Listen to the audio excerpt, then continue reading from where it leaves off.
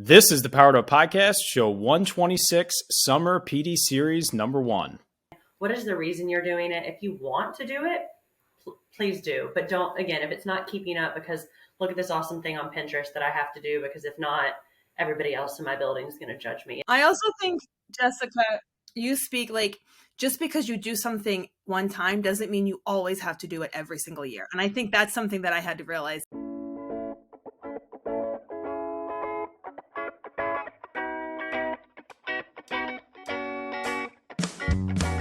Welcome to a real-world education with insight and advice from teachers in the game, where current and former educators reveal what truly sets apart the great teachers and what it takes to make a positive impact on students. Whether you're in pre-service learning, new to the game, or a seasoned veteran, this is the show for you.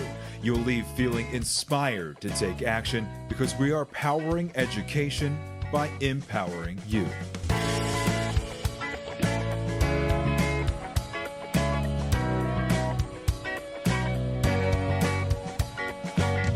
Hey, what's going on, everyone? This is Ken Ehrman, host of the Powered Up Podcast, and I am here along with my co-host tonight, Mr. Matt, the Yes Man Rogers, Mrs. Jessica, Show 68 Saum, and Miss Autumn, Show 86 Rivera. I am super excited to jump into our conversation tonight and continue our annual Summer PD series that we launched last summer. So this is the first one kicking off the 2023 summer. In case this is the first time you're listening to our show, we typically have on an amazing guest.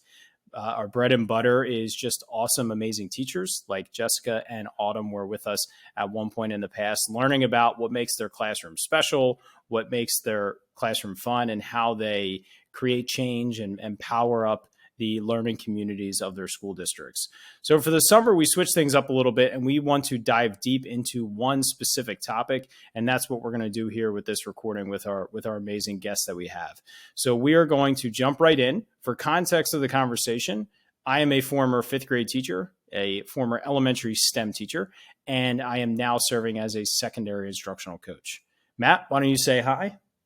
All right, my name's Matt Rogers. I am a fourth grade learning support former teacher, now fourth grade regular ed teacher, and just absolutely loving it in Lancaster, Pennsylvania. And I'll pass it all over to Jessica. So Jessica Saum, I am the 2022 Arkansas Teacher of the Year. So I am currently on sabbatical. Prior to beginning that, I was in a kindergarten through fourth grade self-contained special education class in Cabot, Arkansas, and I will remain on the sabbatical until July 1st, and then we'll see what happens after that. Awesome. And I'm Autumn Rivera. I'm the 2022 Colorado Teacher of the Year and finalist for National Teacher of the Year. And I am a sixth grade science teacher in Glenwood Springs, Colorado, and all the joys that bring with that as being a middle school teacher. Thank you so much for coming back. And before you even continue with this episode, if you did not listen to Jessica on Show 68 and Autumn on Show 86, I highly recommend you either stop now and go listen to those and jump back with us or listen to them after the show, because they were two amazing conversations that we had with them. So for our show today, we are going to try to dive into the topic of extra responsibilities for teachers and teacher time management and dealing with teacher guilt. And the reality is this is part of teaching. And so it's important for us to take care of ourselves and to protect ourselves, but it's also part of the career. It's part of why we got into education. We want to help children grow. And to do that, we have to commit. We have to commit to them. We have to commit to beyond the standard hours of our contract. But that's not to say that we can't draw the line somewhere. And we do have to do that depending on where we are in life or where we are in the school year. And so with our conversation, my hope is that we can kind of lay that out for teachers to help them evaluate the situation they're in, evaluate the decision to start a club, not start a club, or take on an extra responsibility, or pause and say no to those things. So to start off, let's all just tell a quick story. What is something that you got involved in that was beyond the responsibilities of your classroom that you did for whatever reason, and you found an amazing benefit from it that you weren't expecting? I noticed again that post-COVID school year stuff was really, I mean, it was difficult for everyone. We were trying to get back to normal. We didn't really know what normal was because it had changed. And so we had done like the boo bags and the different seasonal things. I just started with my staff that wanted to in my building that secret buddy program. And that wasn't something we had done. And we really put a cap on how much money people were spending. It wasn't going to be a lot of money, but focusing on sending a letter or just like a note of encouragement. And it, even for me, I knew who mine was because I'm the one who assigned them and I had one. But just getting that little note on my desk with a Diet Coke from Sonic or something, it made my day better. But I love gift giving anyways. That's one of my love languages, I guess. But just finding something, okay, I know this teacher, this will brighten her day. I know this is tough because it's testing week or it's conferences week, where these longer extra days. And so I really saw a benefit from that. And it was not required. I think that was the important piece. Not every teacher had to do it, but teachers who knew that they wanted to bring a little extra joy into people's days or that they were going to need it themselves.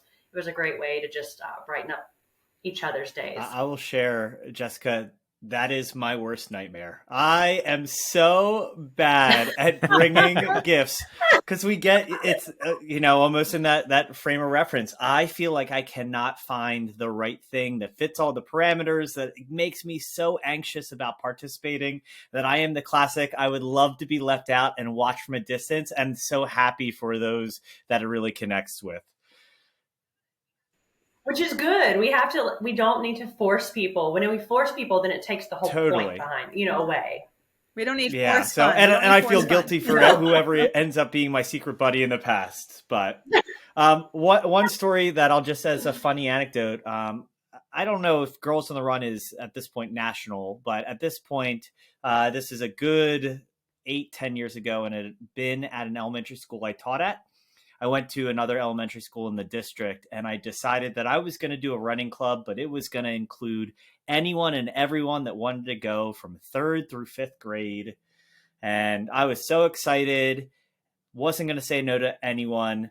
I understand why programs like Girls on the Run limit to like 15 kids, because I had 60 runners that all committed. And by the end of it, 8 weeks later, twice a week, we still had like 54 of them. It was unbelievable.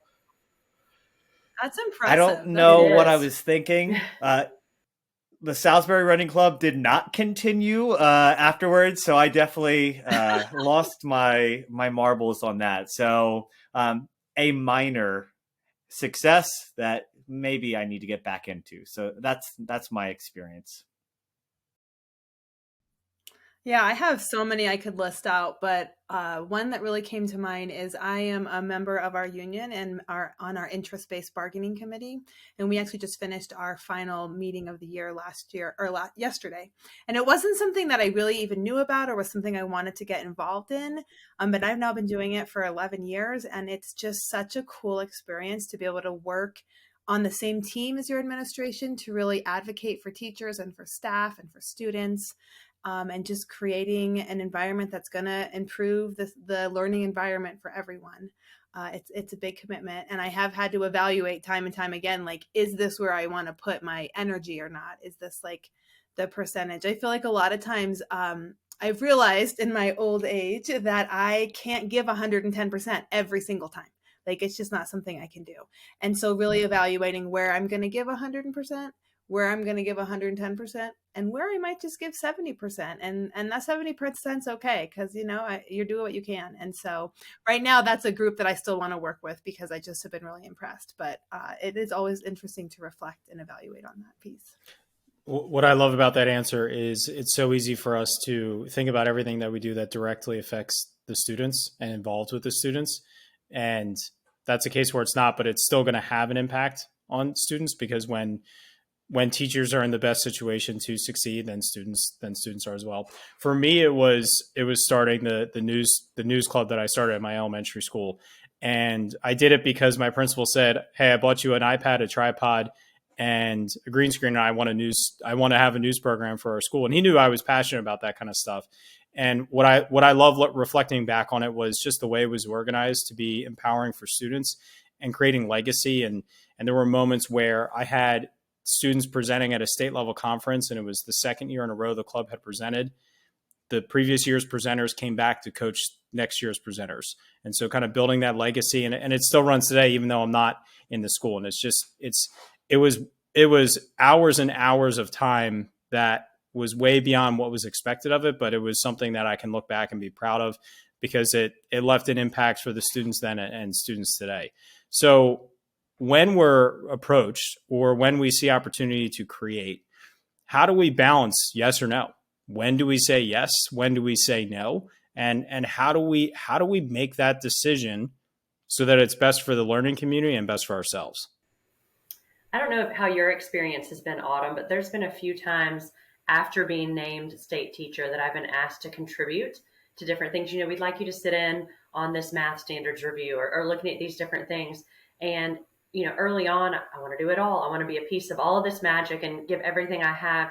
But I needed to step back and realize there are areas where I am not the expert that's needed in that space. And so really recognizing where my skills can be used and where I can refer another, state teacher finalist or another educator in my building who is better equipped and the better candidate to do those things. I think that's been one thing. Like you said, is this the work that I really want to do? Is this what I'm passionate about? And it is hard. I think early in your career, maybe trying a few things out, seeing if there's a club that needs a sponsor so you can start seeing where you can be used in a building. But then as you progress, where is this level of expertise I now have, or where is my passion best used? Again, not just for students, but to help teachers who will also help students. And so I really had to realize that, not every space needs me in it. There's another person out there that's just as good or better equipped for this job. And so recognizing that, but then also that gives power to these other teachers, which is going to reach even further to impact more students and more educators. I love that answer, Jessica, because I think it's so true. And I think when I was a first newbie teacher, I was a student council rep. I did like all the different things. And then as I continue to grow in my career, at some point I realized like, it's time for me to pass that torch on for the next teacher to do that. My expertise now is more specific in different areas. And so I began to then be a little more choosy about how I was going to spend my energy and was able to like pass that piece on. I remember looking at veteran teachers when I first started teaching and thought like, why aren't you doing all the things? Like, I don't understand. And now as like an older teacher, I'm like, oh yeah, I get it. Like you can't do all the things. It's not possible. And so you do the things that you're passionate about. And I love the idea of like, you're not always the best person to be in the room. A lot of times there's other people, and to really elevate and support this, I think the more that we can all be involved in this situation, the easier that lift becomes. I think before you jump in, Matt, I think what's important to kind of hit on that you said, Autumn, about new teachers looking at veteran teachers and veteran teachers looking at new teachers. I think it's so important as a staff to have open conversation and open dialogue about when you look at what are all the things that we need to do to provide students with as much experiences as possible. And elementary, middle school, and high school, that looks very different. But even down to the things of there are family nights and there are dances, we need teachers there, one, to chaperone, and two, just to like let students see you outside of the classroom, and more importantly, teachers see students outside of the classroom. But I really think it's important to, as a staff, talk about where are you at in your personal life. As a new teacher, when I started, and most would typically fit this camp, possibly not married, probably don't have kids, you have a lot of time to commit. And even if you look towards the end of a teacher's career, in the traditional format, they're probably empty nesters or their kids are at college at least. They, again, have more of that time to offer to the community. And so I think it's really important as a staff to have that conversation to say, hey, you know what? You have 3 kids at home. You don't need to do your required 2 activities after school this year. I got your back this year because I have the time. So I've been in a part of a staff like that, and it was really empowering because I was doing everything, and then I transitioned into having kids while still working there and realized how much I needed my coworkers to pick up my slack because I couldn't commit the time that I had been committing for the previous 6 or 7 years. Well, I guess what I would contribute. So 2 things. First off, so we've had a friend of the podcast, a student teacher of mine, Anthony Wiggins on to talk about like the experience of being a new teacher coming in. And I remember very vividly early on saying that it is a true grind early in the school. Like superintendents, when doing interviews, a lot of times will ask about other features that you can bring to the district because there are gaps and holes that need to be filled just purely for things to function. And so we want you to be diligent as a classroom teacher, but we would love for you to bring something else. I think it's a little different at the elementary level than the secondary just because of schedule. I can't be a varsity coach because we can't have half the practice where I'm not even present type scenario. But Ken, I to be very frank and honest, like I love your perspective. Ken's a little bit younger than I. I'm 35, about to be 36. I don't have kids yet, and one of the reasons, to be very honest, is because I took and said yes to so many opportunities that absolutely damaged the trajectory of my relationship. Not obviously to a massive level, but I put kids and other opportunities in the way of fostering what was most important, and kept on saying yes when I probably should have taken a note from Ken to say, take a step back type scenario. Not saying that that's not an okay thing to do, but it's also a recognition that we feel that guilt to keep on going, and boundaries, especially when we're talking about kids that we love and the opportunity. Boundaries are incredibly hard to set, and we, by nature of this profession, are willing to take sacrifice over kids feeling hurt. And so it's just super challenging. I've said a few times that there's more days than I like that my students got way better of me than my own children or my spouse, and unfortunately my husband tends to be the one who, after it's all done, that's who's the littlest is left for. And that's not to say there's ever resentment or problems because of that, but you do feel guilt. Like, I've given so much all day to these students that I love, that I care for, that I want the best for, that it can just drain you. And then I get home and I feel guilt, like mom needs quiet for a few minutes because I haven't had it at all today. And so prioritizing that we've got to take care of ourselves, of course, so we can take care of other people. And that doesn't mean we're giving our students any less, but just knowing where those boundaries are. That, early on, like I sent Christmas cards every single time to every family, and I went to all the sporting events and all the extra activities. I can barely make it to all of our activities, much less everyone else's. So just really, if I can get to a birthday party or a special event, I certainly will try, but I'm not going to give up everything else, or just even a quiet afternoon at home to make it to every other event. You do have to set boundaries. And just to kind of add to that, Ken, I know that you're in a scenario where your wife is a former teacher as well. So there's also an inherent guilt as a spouse, recognizing in that type scenario, and not that it's not different if your spouse or, even friends and family don't understand the commitments to teaching. But specifically, I can look at my wife and see that she wants to do this for the benefit of kids. She wants to devote all of this time. It's super hard to make that request and say, nope, we set this line, you're crossing this line, when you know that it is her heart that's just pouring into the time and energy. So how do we, if we could try to make this concrete, how do we truly evaluate where we draw the line, and so that we maintain the attitude of, I want to do best for my students, but I want to respect myself, respect my family, respect my time? What's an evaluation that you can use to look at different situations to make those decisions? I think it's really important for us as teachers to not fall victim to the toxic positivity that can be out there in education. Do it for the kids and finding your why. Both of those seem really great, are actually a form of gaslighting and really making teachers push past their boundaries that they've maybe set. And so I think really naming that and being aware of that. I know myself as a single teacher who doesn't have a family, I still struggle with those same situations. I still struggle with finding time for myself. I still struggle with all of those pieces.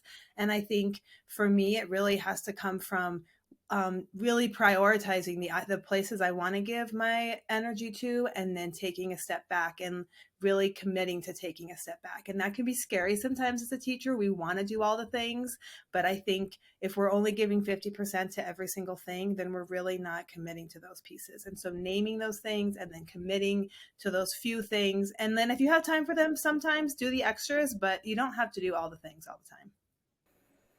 Yeah, I do. I think that's a hard, and depending on your situation, if it is a spouse or a partner that you are saying, what can we do? What can we do for our situation, whether kids or not, that still prioritizes what is important to us after those work hours? And it's hard because I think sometimes we say, oh, well, they do have children, they have these other things going on. But Autumn, you have just as much things you fill your time with as I do.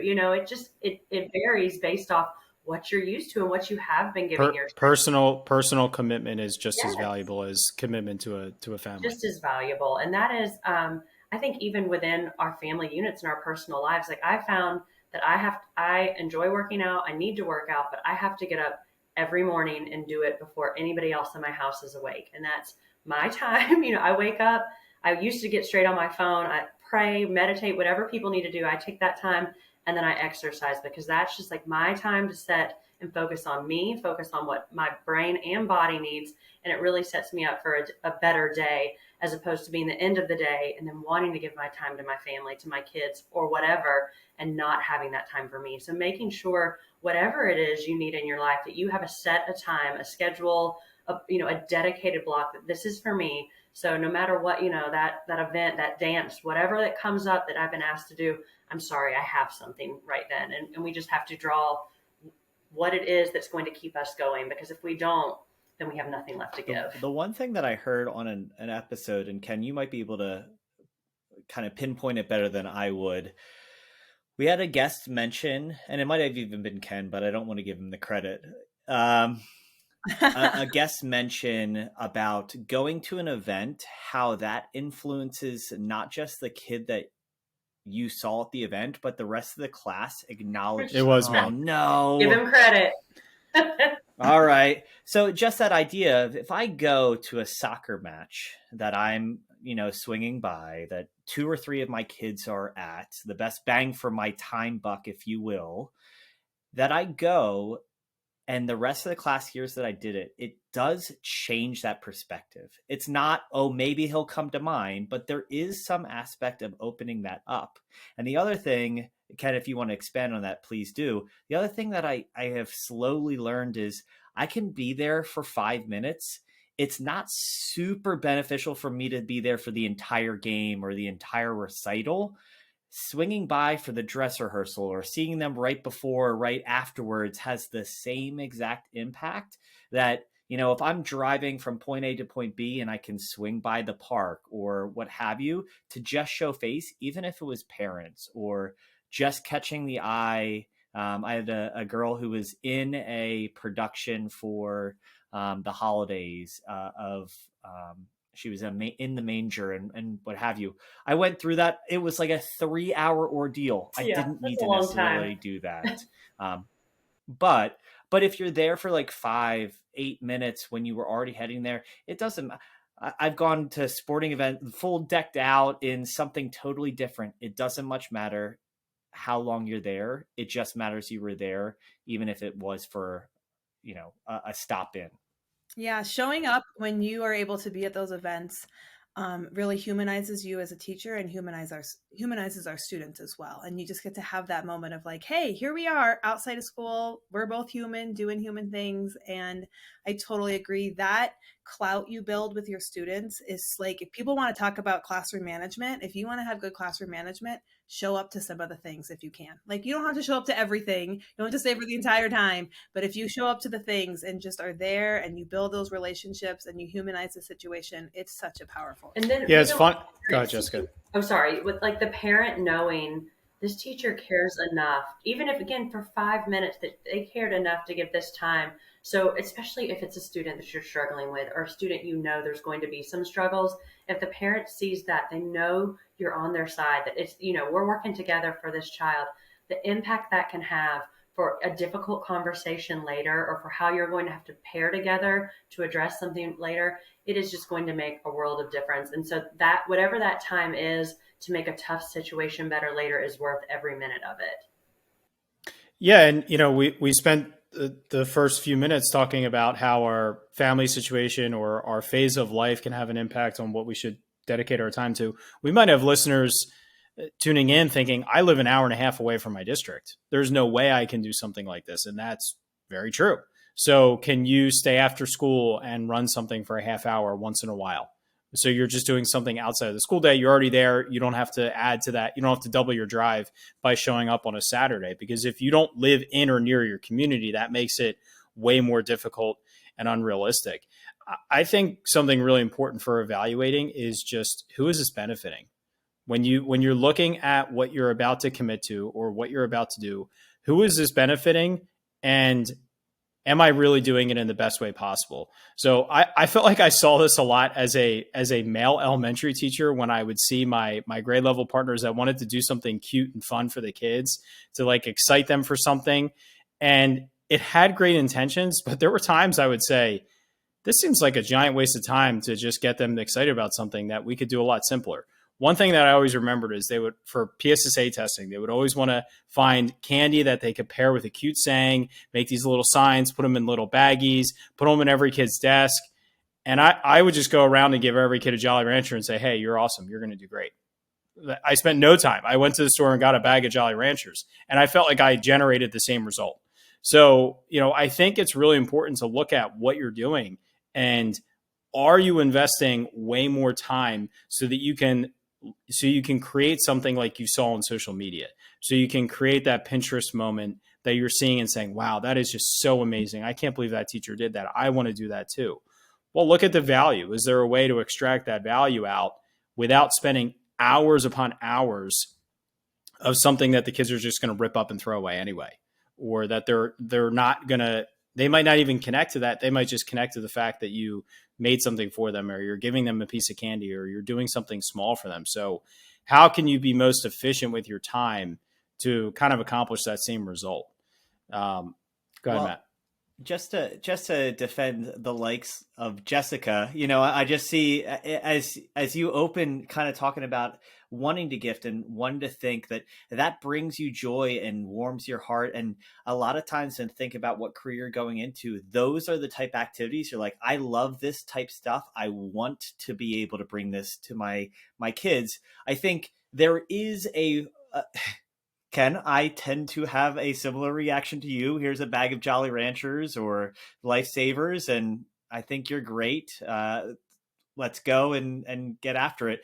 But there is an allowance for that to be the extra special touch of love and care that a lot of us tap into as our expertise or our unique side. This is really getting back to the core of why we want to go into teaching, and that can give you permission, as long as you recognize it's not going to drive you crazy. Yeah, absolutely. Yeah, don't ever feel like it's something you have to do. I totally agree. I also know, as one of those teachers myself, a lot of times for me, it's actually a expression of my anxiety. Like, this is how I'm going to control my anxiety. I am going to make sure everything is extremely planned, because that right there is how I'm going to control it. It's not like I'm trying to compete or I'm trying to do whatever. It's legitimately like, here's how we're going to not go insane. We're going to make sure that we do this piece. And so I do agree, though, like really naming those pieces and being aware of that, like that's something that's really important. But I think, a lot of times I know people can look from the outside and be like, oh, everything has to be just right or has to be just so. And I just want to say, oh, no, it's just so that I don't go crazy. Like, it's so that I can sleep at night. Like, this is my anxiety just expressing itself this way. Or also just therapy, right? Like, it could just be relaxing. Exactly. And the fun stuff can become, being not in my building this year, I had another teacher in the building that we always partnered, and we did the fun videos for whatever the activity was, or we pushed. And I know it's been harder for her this year because we're not there. I mean, we still talk all the time. I'm in the building still enough, but we did that stuff together, and it has become, I can sense that some of it's more of a burden for her. She's like, I can't do all of this because the person I did it with, isn't there to take some of it off my plate. And so making sure, again, what is the reason you're doing it? If you want to do it, please do. But don't, again, if it's not keeping up, because look at this awesome thing on Pinterest that I have to do, because if not, everybody else in my building is going to judge me. It's got to be what you're able to sustain, and what gives you that joy, so that your students are feeling it. And again, you're right. I would happily take a Jolly Rancher. No, you're awesome. But it's manageable. I also think, Jessica, you speak like, just because you do something one time doesn't mean you always have to do it every single year. And I think that's something that I had to realize. Like, I did things when I first started teaching, like I would send home postcards to the students, and I would do all that. And then one year I was like, I don't have the energy for that. And it's okay to not always do it. It's okay to change your mind and change your traditions. Be like telling yourself and letting go of that pressure, and like, you just do your thing, and that's what it is. Well, I think there's a portion tapping into Ken's wheelhouse that you love systems. Like, I started doing spelling tests where I would record the spelling online and the kids would type it in. We would take off like the spell assist and those type things, that those mundane multiple choice tests that they could go and grade. And I'm not taking that much more time to grade it. Those efficiencies allow for me to create time to do the other parts that bring me more joy. I have a coworker, Anita Gervin, and it's incredible. She is probably in the last third of her teaching career. And she said recently to the student teacher that I have, that it took her 23 years to figure out a way to bring her passion into the classroom. And what she found was, instead of taking time outside of the school, she loves gardening. And so she has the Gervin Gardeners. And what they do is they have all sorts of donations from local greenhouses and those type aspects that she gives up one recess period or one lunch. And it's flexible because she gets to make the decision that she is doing the same passion that she would have done outside of school, but figures out a way to enhance it and bring it inside of school. It's not distracting her from being a good teacher, but it's allowing her to have a great connection to kids while also being something she absolutely loves. And I think the biggest guideline is, sometimes we might be asked in a pinch to cover chess club, or be an advisor for a show or a club, these type activities where maybe we can do it relatively passively, and that's okay. But I think the checklist really comes down to a few years in to teaching and getting your rhythm and getting your feet, being able to say, this is something that I want to commit to because I'm going to enhance instead of allow to happen, is the first barrier. And then sometimes you could enhance, but Ken, like in your situation, having 3 very young kids, you have plenty to offer, but you also can, at that point, use that as a must decision as opposed to want decision. Well, and to the systems piece too, and Matt, this isn't going to surprise you, thinking about how you can, who you can leverage on how you can do it. So, and the students being a big piece of that.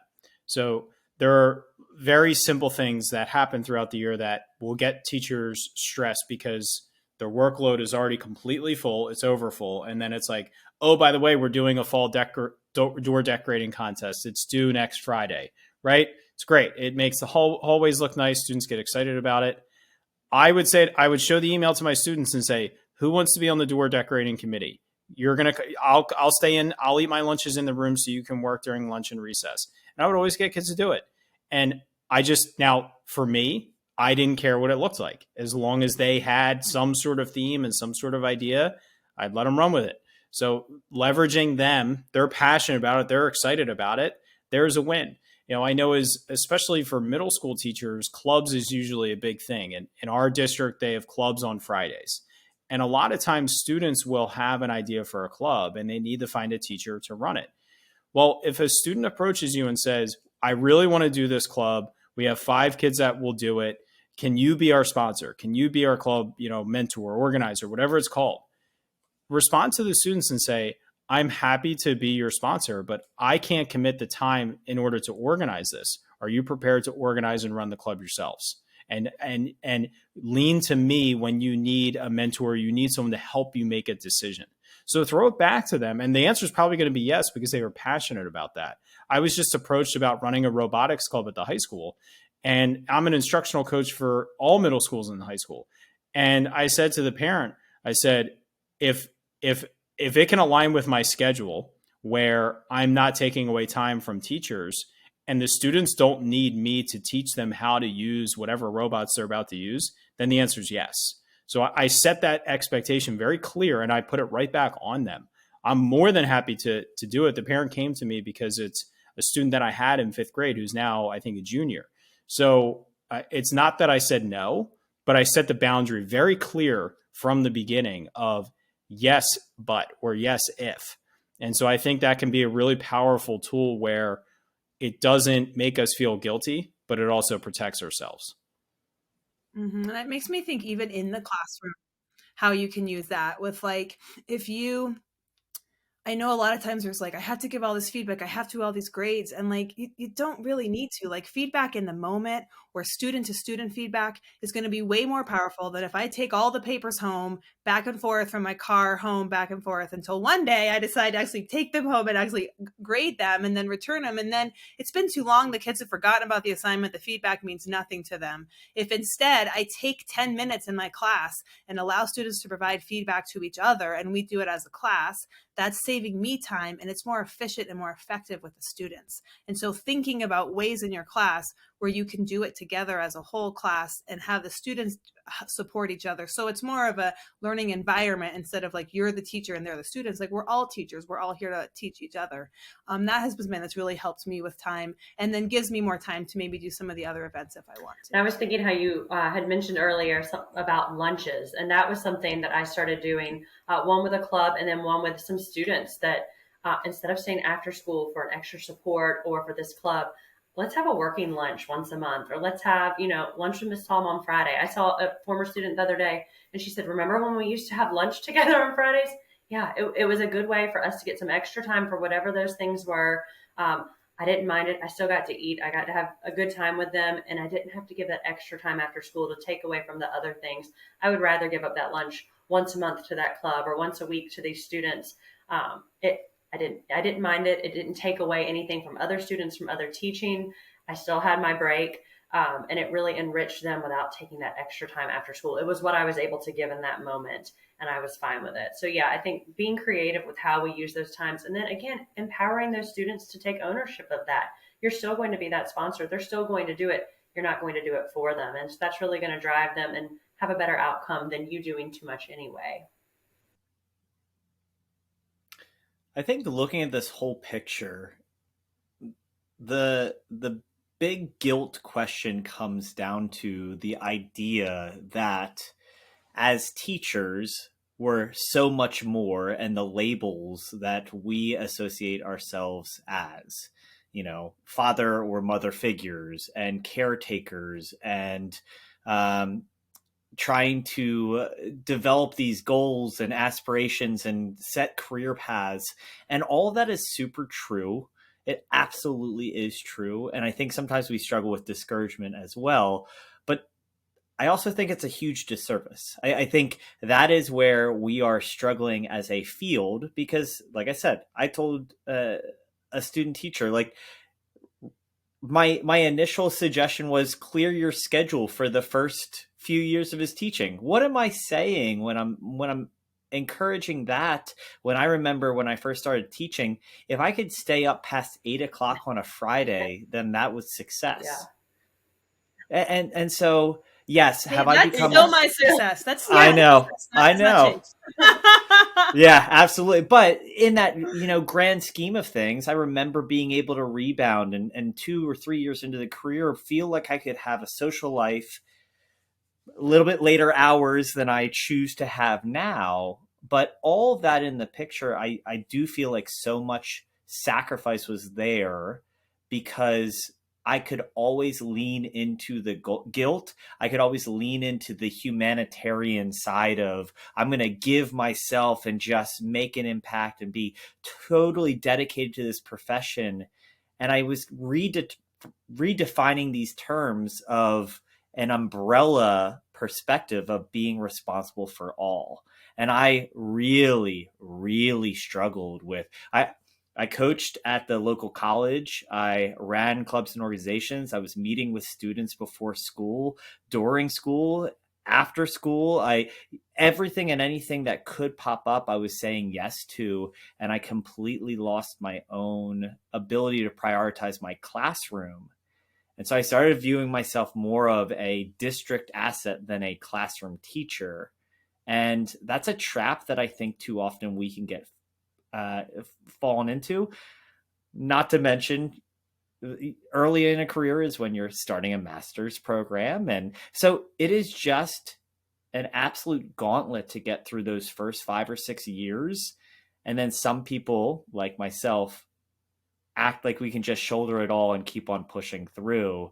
And that puts you to the brink many, many times. Do you have any recommendations for strategies to evaluate your use of time to determine if you're giving too much, or who, you only have 100% to give, and determining what percentages you're giving in what areas, and do you need to reprioritize? Do you have any strategies to use for that?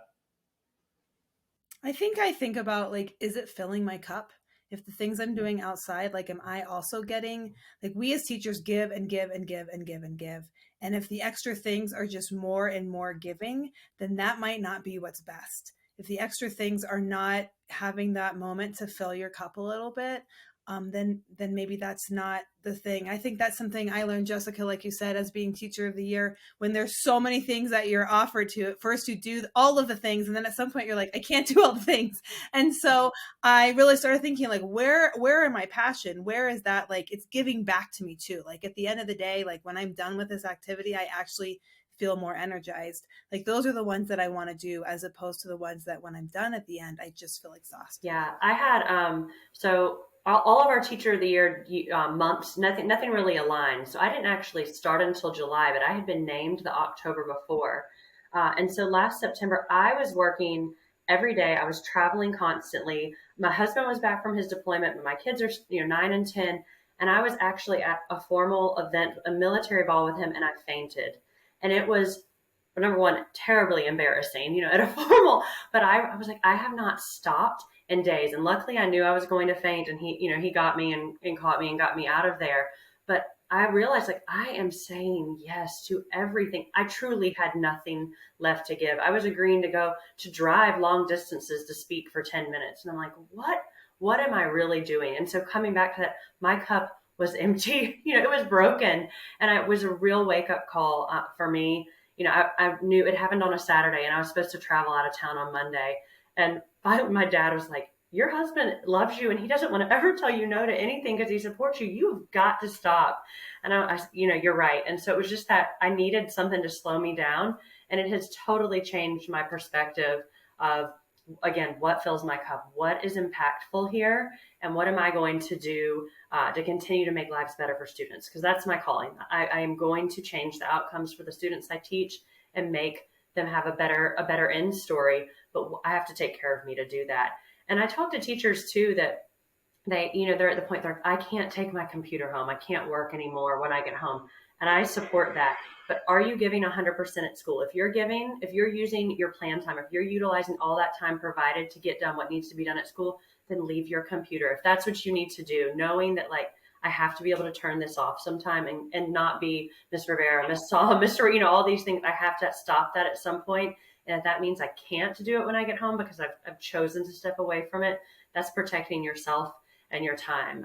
And that's another thing that I usually love to have it, but there's been days I close it and push it aside, and I'm done for the day. I have nothing else to give to this. I have to give to myself and whatever else I'm prioritizing. Well, and Matt, I'll let you answer this question, but you brought up something that I'm very passionate about too, Jessica, that I've said many times on the podcast, and I say constantly to all the teachers that I work with, is you have to set boundaries on breaks. Turn your computer off.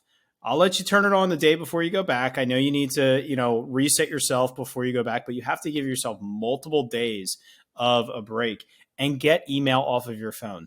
I'm sorry, but there is not. Turn on that vacation responder. Turn it on. You don't need it. Exactly. Get it off of your phone. Back to my idea of setting boundaries when you're asked to commit to something. Set boundaries with your students and parents on when you're available. I made it very clear to my parents that once the school day was over and I went home, I would only check email at around 5 o'clock. I'll check email. If there's something really pertinent that you need a response to, I may respond. If something's wrong, if you're confused on homework, if you're confused on a project, and even if it's due the next day for 1,000,000 points, you have my permission to say to your child, this is causing frustration at home. We're putting this away. I will email Mr. Ehrman and he will see it in the morning, and then we'll fix it then.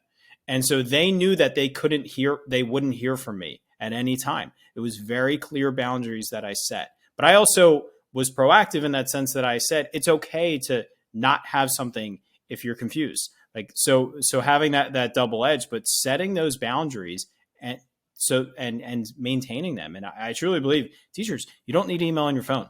You just don't. Give yourself that break from that constant dinging noise that's going to stress you out. All right, Matt, your strategies. I'm trying to listen to you. Well, and I think we want to respond.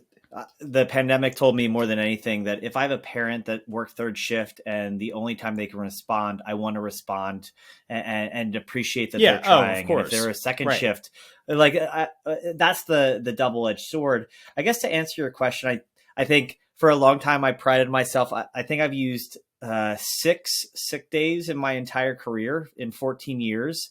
And the classic line that popped up a few years ago about how, and I think we've all seen if something dramatic were to happen to me, my family would be affected for my lifetime. My school district or employer would have my job posted that next day. There are ways, with you, Jessica, being on a sabbatical, I'm sure your kids would love to have you, but they're not being hurt by having someone temporarily. And I think that your cup can be less full. It doesn't have to be empty for you to take a moment. This is me saying this out loud so that I follow this suggestion.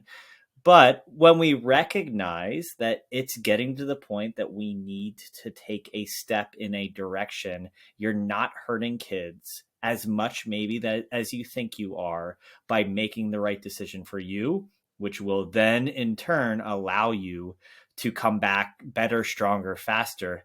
And I just want to push back on one thing that I heard both of you guys say, specifically Jessica and Ken.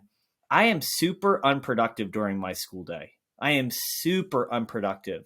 And part of the reason why I feel that way is because I feel like when I am when I'm teaching, it is emotionally and physically draining that I find myself in specials or lunch and recess or transition times, going to a place where I completely zone out or I have to have a social interaction. So I have to give my permission. Not every moment at school needs to be productive, but I will say I better also show up to work the next day prepared to do what I need to. And so as long as you can find that balance, I just wanted to kind of clarify, because Ken does 17 worldly jobs in addition to his full-time job during his workday. He is much more efficient, but that's because you have to show up in a different capacity when you walk in your front door than I do. And for me, it is so draining. And for my students, I need recharge even in the middle of that day. I'm thinking through, how am I going to recite this? And that's the time that I do it.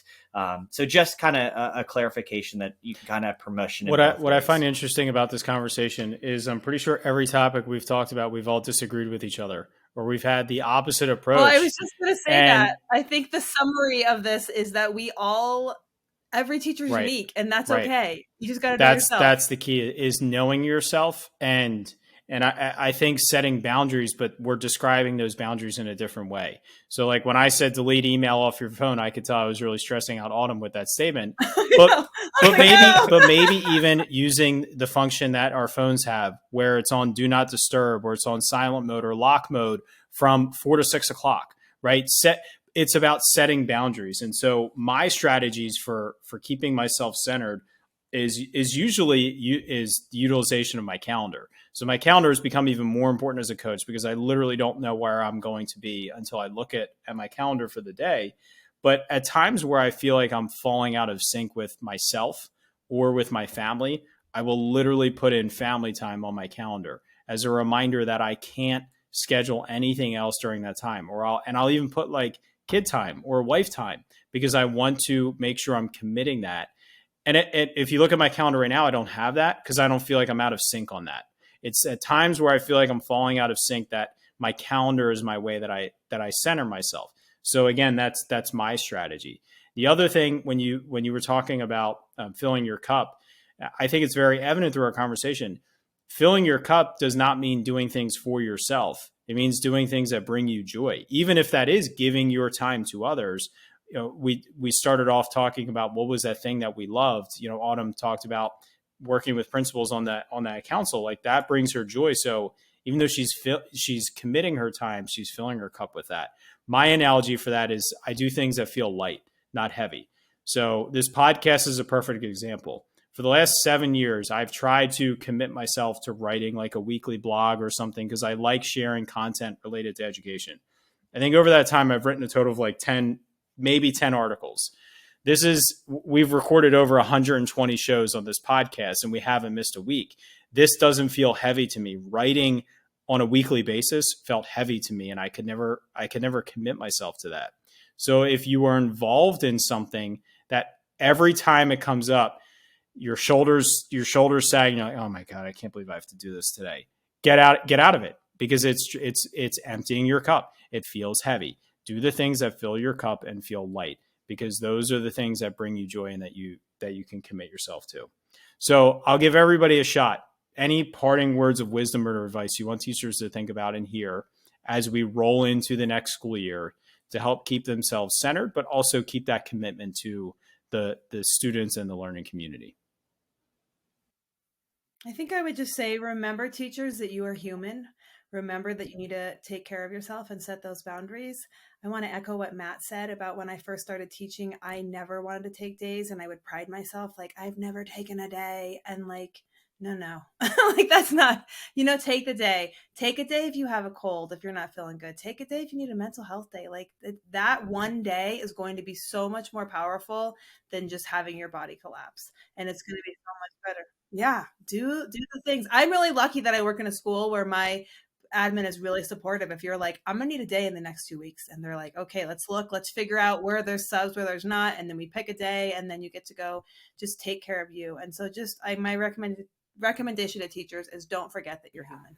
And I would think, thinking about that things like this that bring us joy, like you said, that feel light, that to me comes from being with other educators and not competing with them, not having to have the fanciest back to school, like you're going to make this year pop and huge bag of popcorns and balloons, whatever it is, but rely on these people in your building, in your district, in this teaching world community. Every time the teacher of the year group got together, like it was a high. I mean, afterwards you almost got a little depressed, like, oh, I'm not with my people. It was hard, but it was so energizing. And we learned so much with so much not in common from one another. Like reach out to this teacher world that's out there and let them be a part of making it better for you. And it doesn't have to be someone in your building. You should have at least a person in your building, but look into the next school year of who's going to help you do that. Who's going to make you a better version of yourself so you can be who you want to be. I'm not even going to say the best educator, who you want to be as an educator that's impacting the students you work with and in your building. I think the thing I would impart is, especially new teachers or someone new to a district, you're going to see people offering any and every opportunity to you. Too often we will get opportunities to do whatever to take some things off the plates of your fellow teachers, and you feel obligated to do that in a lot of ways.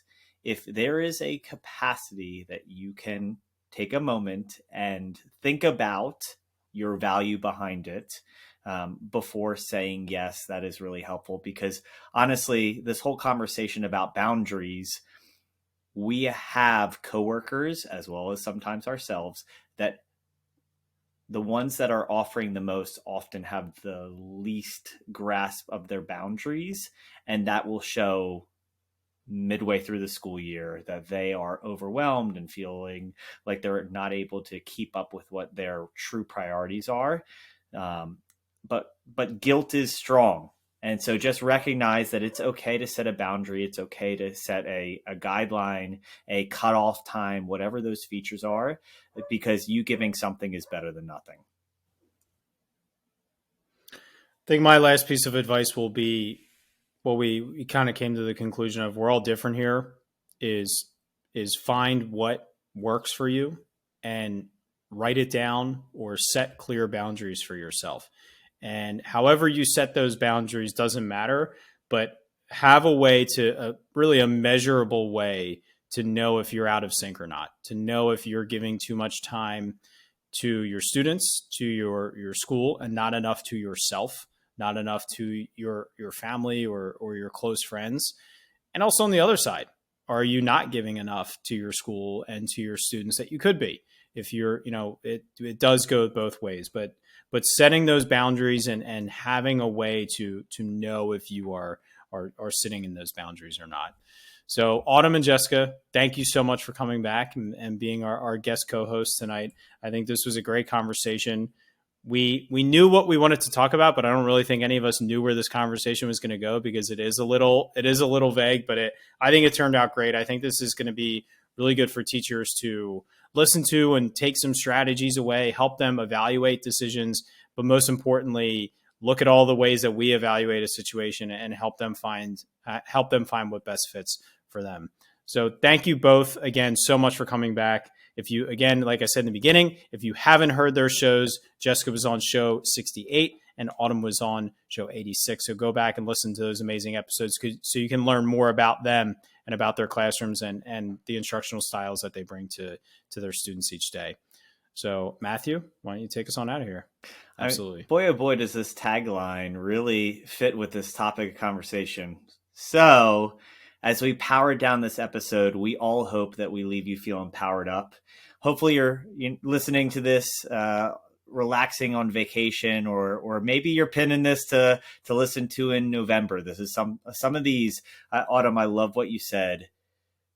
Everyone can find their own method to figure out how to refill that cup and to set those boundaries. And that is A-okay. Whatever makes you happy is what it has to be. So that being said, we will talk to you next time. See ya.